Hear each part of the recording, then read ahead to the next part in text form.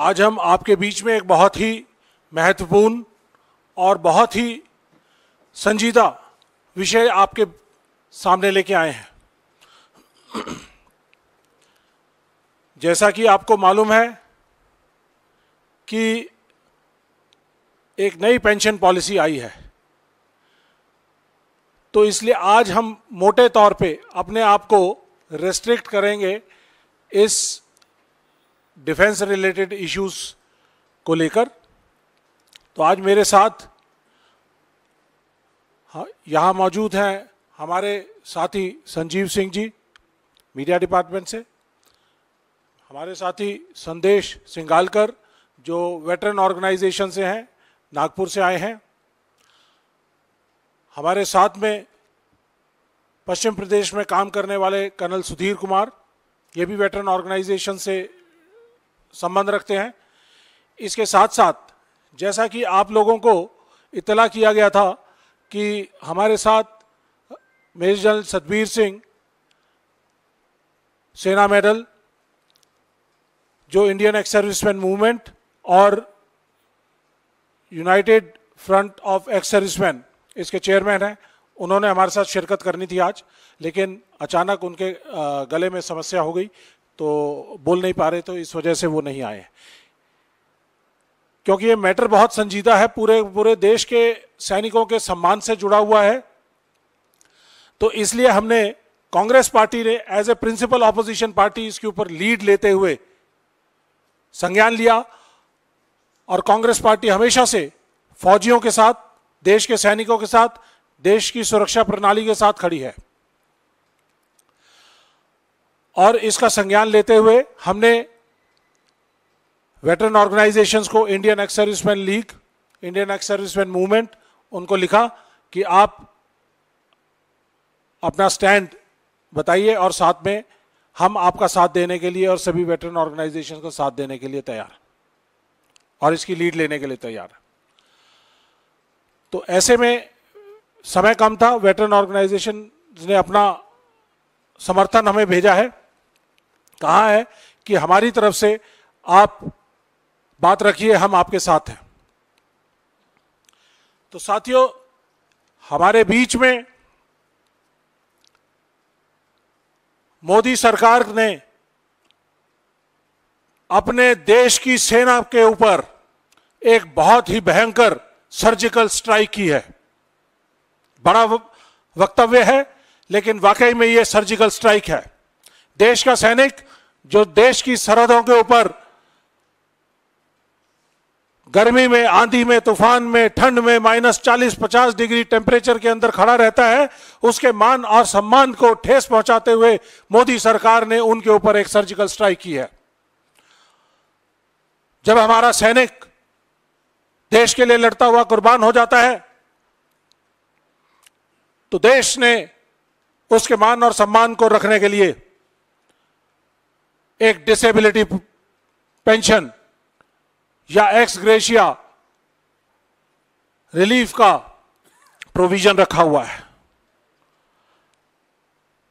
अब एक नई पॉलिसी आई है जिसका नाम है entitlement rules for casualty pension and disability compensation awards to armed forces personnel 2023, जिसका नोटिफिकेशन 21 सितंबर 2023 को जारी किया गया। इसके तहत सबसे पहली चीज मैं आपको यह बताना चाहूंगा कि ये जो पॉलिसी है वो एक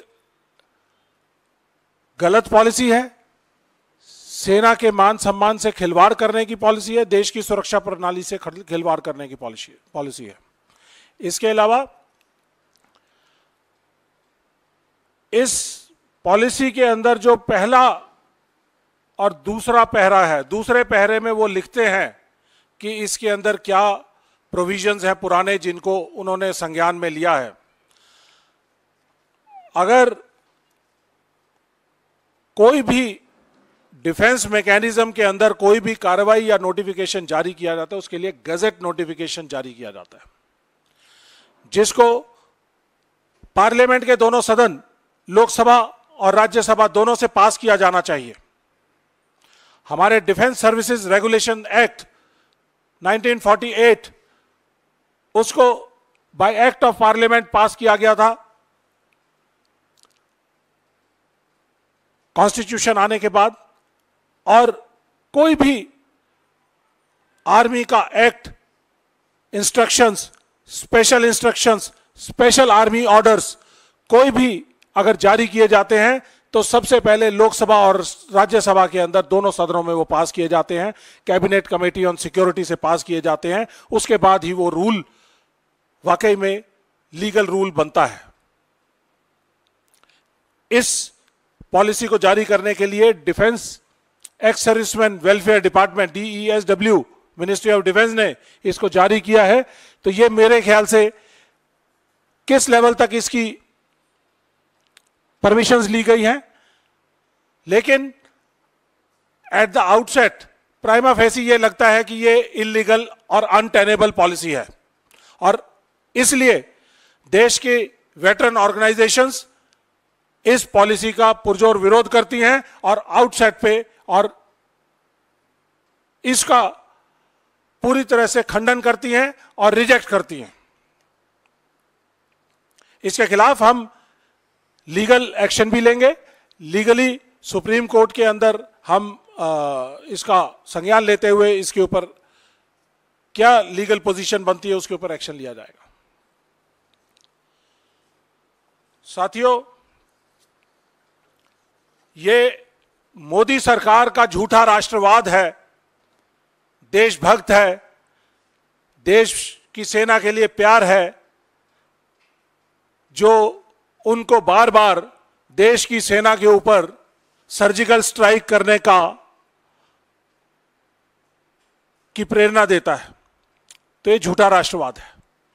देश के लोगों को बरगलाइए मत, बेवकूफ मत बनाइए कि आप देश की सेना के साथ खड़े हैं, देश के सैनिकों के साथ खड़े हैं, लेकिन आपके जो क्रियाकलाप हैं, जो आपके एक्शंस हैं, वो इसके विपरीत दिखाई देते हैं। पूरी तरह से विरोधाभास है जो वो देश के सामने कहते हैं और जो वो करते हैं। अगर वो देश की सेना के साथ खड़े रहते तो आज 1 रैंक 1 पेंशन हमें सैनिकों को पूरी तरह से मिल चुका होता। OROP 2 की जो विसंगतियां जिस तरह से उन्होंने डाली है, JCORs की पे और पेंशन को कम करने का काम किया है, वो भी हमारे ऊपर एक सर्जिकल स्ट्राइक है। इसके अलावा नॉन फंक्शनल अपग्रेडेशन, जिसकी बहुत पुरानी डिमांड थी, जिसको नहीं इन्होंने किया, वो भी हमारे ऊपर एक सर्जिकल स्ट्राइक है। देश की बहुत सारी ऑर्गेनाइजेशंस हैं जिनको प्राइवेटाइज किया जा रहा है। ऑर्डिनेंस फैक्ट्रीज को प्राइवेटाइज किया जा रहा है। EME electronics and mechanical engineers, जिसका मैं एक सैनिक हूं, जो एक सुई से लेके और एयरक्राफ्ट तक हर चीज की मैनेजमेंट और मेंटेनेंस का काम करती है। हमारे बिना कोई भी फाइटिंग आर्म्स लड़ाई में नहीं जाता है, क्योंकि कहीं पे भी किसी जगह पे भी रिपेयर मेंटेनेंस की जरूरत पड़ सकती है। तो ऐसी सिचुएशन के अंदर उन्होंने उसको सर्विसेज के बहुत सारे एलिमेंट्स को प्राइवेटाइज करने का काम किया है। देश की कैंटोनमेंट बोर्ड्स को खत्म करने का काम किया है। 62 कैंटोनमेंट बोर्ड्स को, जो 150 साल पुराने कैंटोनमेंट बोर्ड चल रहे थे, उनको खत्म किया गया है। इन्होंने देश के शॉर्ट सर्विस सैनिकों से, जो 5 साल या 10 साल सर्विस करते थे, उनसे उनके बेनिफिट ले लिए हैं। इसी तरह से जो सबसे बड़ा देश की सुरक्षा प्रणाली के साथ प्रहार किया गया है, वो है अग्निपथ या अग्निवीर स्कीम। 1 रैंक 1 पेंशन हम मांगते हैं, वो उनके लिए नो रैंक और नो पेंशन। 18 साल में भर्ती, 19 साल में भर्ती, 22 साल और 23 साल के अंदर रिटायरमेंट, 10 लाख 11 लाख का एक्स ग्रेशिया अमाउंट। क्या वो जिंदगी चलाएगा? नहीं चलाएगा। क्या उनको मेडिकल बेनिफिट मिलेंगे? नहीं मिलेंगे। अगर इस नौकरी के दौरान उनको डिसेबिलिटी हो जाती है, तो क्या उस डिसेबिलिटी को इस पॉलिसी के अंदर कवर किया गया है? नहीं किया गया है। तो अग्निवीर को कैसे डिसेबिलिटी मिलेगी। अगर वो हताहत हो गए या वो शहीद हो गए तो उनको कुछ एक्स ग्रेशिया मिलेगा, लेकिन इस डिसेबिलिटी के अंदर उसके अंदर कोई भी उनका कोई प्रोविजन नहीं रखा गया है। जो सैनिक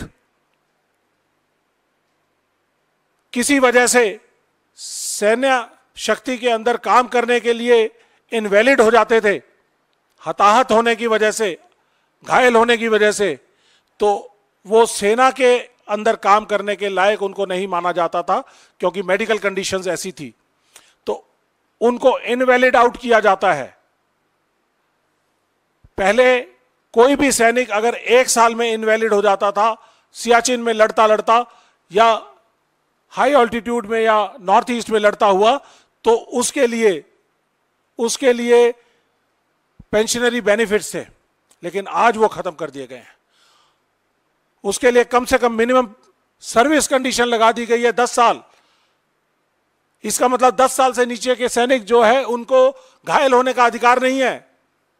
क्या ऐसी स्थिति के अंदर हमारी सेना बिना बोझ के, बिना स्ट्रेस के काम कर पाएगी? नहीं कर पाएगी। तो साथियों, ये बहुत सारे इंपॉर्टेंट प्रोविजंस हैं जो मैं आपको बताना चाहता था। अब डिसेबिलिटी पेंशन जो है हमारी, उसके 2 हिस्से हुआ करते थे। एक हिस्सा था सर्विस पेंशन और दूसरा होता था डिसेबिलिटी एलिमेंट। सर्विस एलिमेंट और disability element.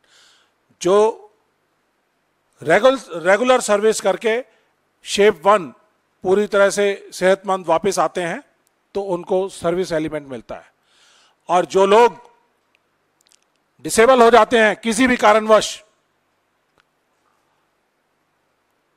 In the line of duty काम करते हुए, तो उनके लिए डिसेबिलिटी एलिमेंट दिया गया था।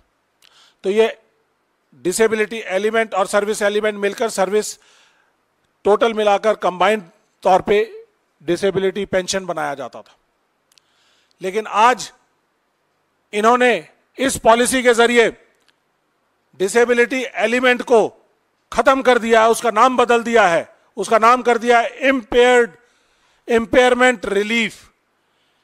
जैसे ही आप इसको इम्पेयरमेंट रिलीफ कहते हैं, तो ये पेंशन ना रह के एक एक्स ग्रेशिया अमाउंट होगा जो मंथली दिया जाएगा, जो पूरी तरह से लीगली भी और सेना के काम काज के खिलाफ है, उनकी लाइन ऑफ ड्यूटी के खिलाफ है।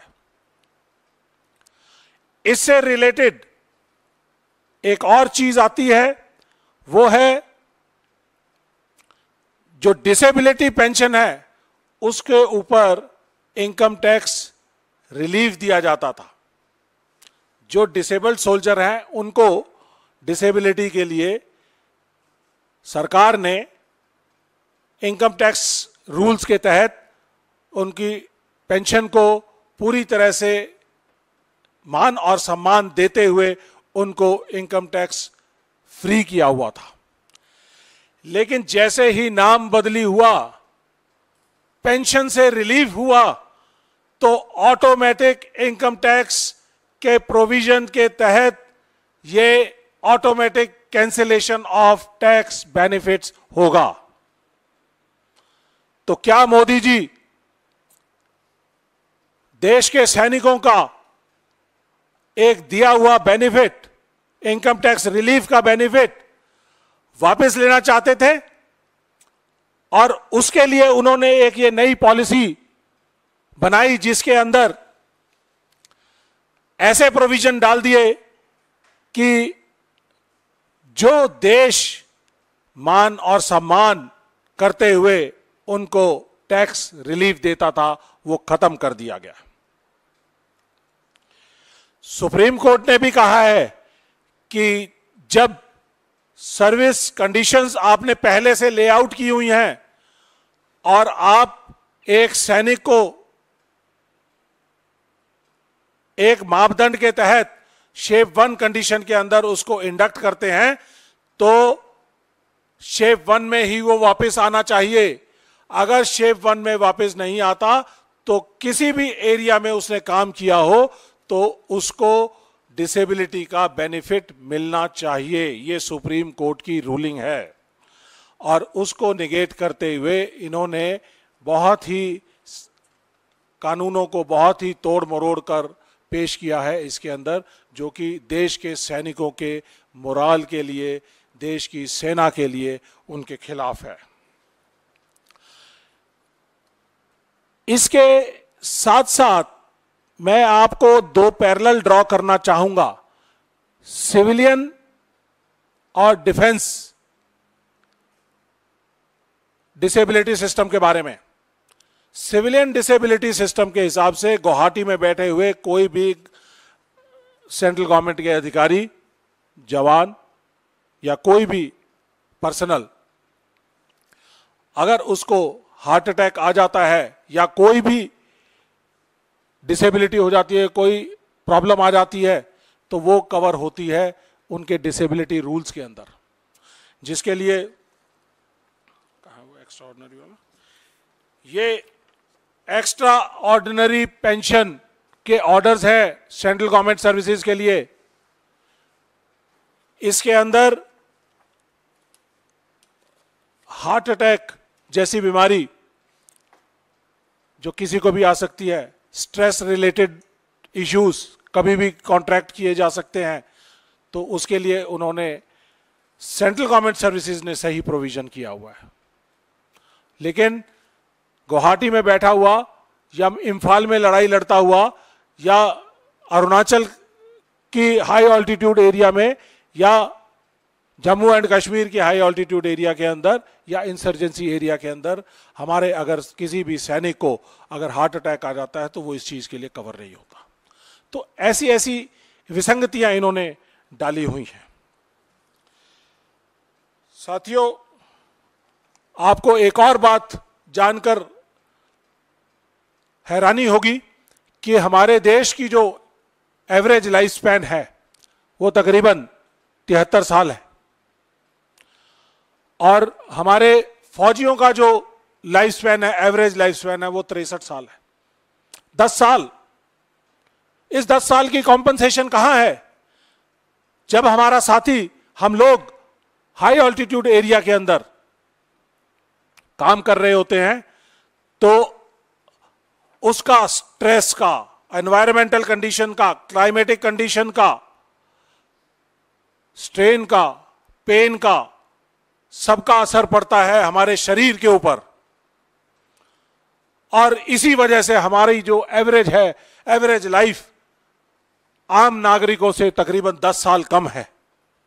इस 10 साल की कॉम्पनसेशन कहां है? मोदी जी, मैं सवाल पूछता हूं आपसे कि आपने क्या इन चीजों का संज्ञान लिया जब ये आपने इनको डिसेबिलिटी पेंशन को जिस तरह से आपने कम करने का काम किया? आपने इसका संज्ञान नहीं लिया। आप देश की सेना के बेनिफिट्स को लगातार कम कर रहे हैं। मैं आपको याद दिलाना चाहूंगा, 29 सितंबर 2017 को सर्जिकल स्ट्राइक की गई थी उड़ी सेक्टर के अंदर और उससे अगले दिन 30 सितंबर को एक मिनिस्ट्री ऑफ डिफेंस से लेटर जारी किया गया जिसके तहत डिसेबिलिटी पेंशन्स को आधा कर दिया गया। देश ने इस सर्जिकल स्ट्राइक का जो सैनिकों ने की उसका तो बहुत समर्थन किया, मोदी साहब ने उसकी वाहवाही लूटी, लेकिन देश के लोगों ने, देश की सभी ऑर्गेनाइजेशंस ने अगले दिन जारी किए हुए नोटिफिकेशन को गलत ठहराया और उस प्रेशर के अंदर मोदी सरकार को इसको वापस लेना पड़ा और वो लेटर विड्रॉ किया गया। आज मैं आप प्रेस के नुमाइंदों से, मैं आप लोगों से सवाल करना चाहता हूं कि आप देश के सैनिकों के साथ खड़े हैं या देश की सरकार के साथ खड़े हैं? देश की सरकार अपने सैनिकों को मान और सम्मान ना देकर उनके एक दिए हुए मान और सम्मान के साथ खिलवाड़ कर रही है। मैं मोदी जी से कहना चाहूंगा, अपने उनके कैबिनेट मिनिस्टर से कहना चाहूंगा, अपने बच्चों को हम लोग 3-3 महीने की सर्विस काट के आते हैं सियाचिन के अंदर, आप अपने बच्चों को 1 महीने के लिए भेज दीजिए। भेजने का कष्ट करें, हिम्मत करें। अगर आपने ये हिम्मत की और उसके बाद अगर उनको कोई डिसेबिलिटी या कोई परेशानी हुई तो हम फिर अगर आप ऐसा काम करेंगे, इतना साहस दिखाएंगे, तो हम आपसे ये डिमांड नहीं करेंगे। आप भेज के तो देखिए, लेकिन आप में इतनी हिम्मत और ताकत नहीं है। साथियों, इसके अलावा हमारा स्टैंड बड़ा क्लियर है। सभी वेटरन ऑर्गेनाइजेशंस इस डिसेबिलिटी के खिलाफ हैं। इस डिसेबिलिटी के साथ जो आने वाले और प्रॉब्लम्स हैं, जो मैंने आपको बताया कि डिसेबिलिटी एलिमेंट खत्म होते ही, जैसे ही हमारे सैनिक की डेथ होती है तो ये डिसेबिलिटी एलिमेंट चला जाएगा, जिसको इंपेयरमेंट रिलीफ कहा जाता है, कहा जाएगा आज के बाद। और जो हमारी विधवाएं हैं, विधवा पेंशन, जो फैमिली पेंशन दी जाती है, अगर 100 रुपया पेंशन थी तो 100 रुपया का 60% उसको कर दिया जाता है जब सैनिक की, वेटरन की डेथ हो जाती है।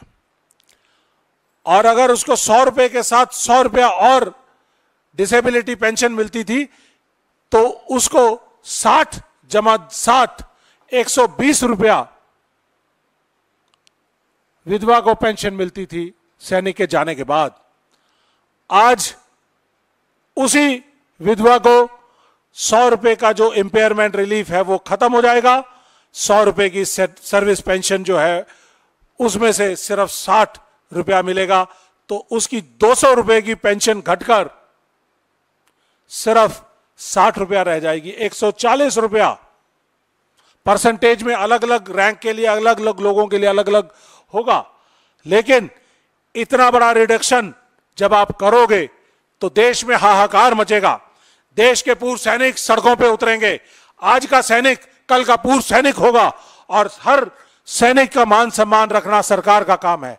हम अपने सरकार से पूछना चाहते हैं कि क्या आप ऐसी सिचुएशन लाना चाहोगे जिसके तहत आपके पूर्व सैनिक सड़कों पर उतरेंगे, आपके सैनिक के दिमाग में शंका रहेगी कि मैं देश की सरहदों पे खड़ा हूं, कल मेरे को डिसेबिलिटी हो गई तो मेरे जाने के बाद मेरे परिवार का क्या होगा, और मेरी इस डिसेबिलिटी पेंशन का क्या होगा, ये इंपेयरमेंट रिलीफ बनने के बाद मेरे ऊपर क्या इसका असर पड़ेगा।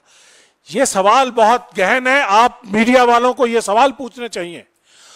और मैं आखिर में कुछ बात कहना चाहूंगा कि कितना फाइनेंशियल इंपैक्ट है इस डिसेबिलिटी सिस्टम का। देश में डिसेबिलिटी सिस्टम का 4000 करोड़ रुपया देश के एक्सचेकर से जाता है, सिर्फ 4000 करोड़।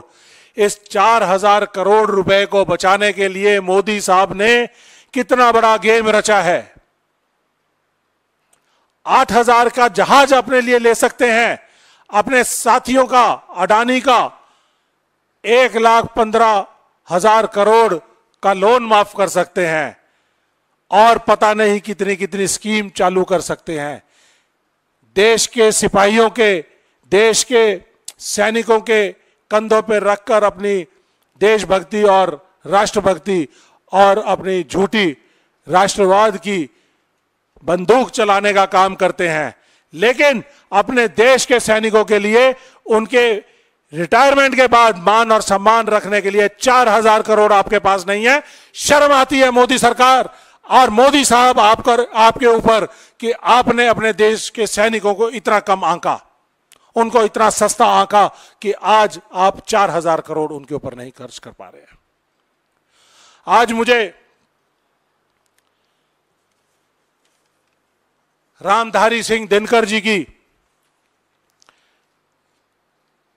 एक रचना रश्मि रथी जिसमें वो एक दृश्य के बारे में जिक्र करते हैं जब श्री कृष्ण पांडवों को संदेशा लेकर दुर्योधन के पास जाते हैं और उनसे न्याय के नाम पर 5 गांव मांगते हैं, तो दुर्योधन वो 5 गांव भी नहीं दे सका और दुर्योधन हरि को बांधने का आदेश देते हैं।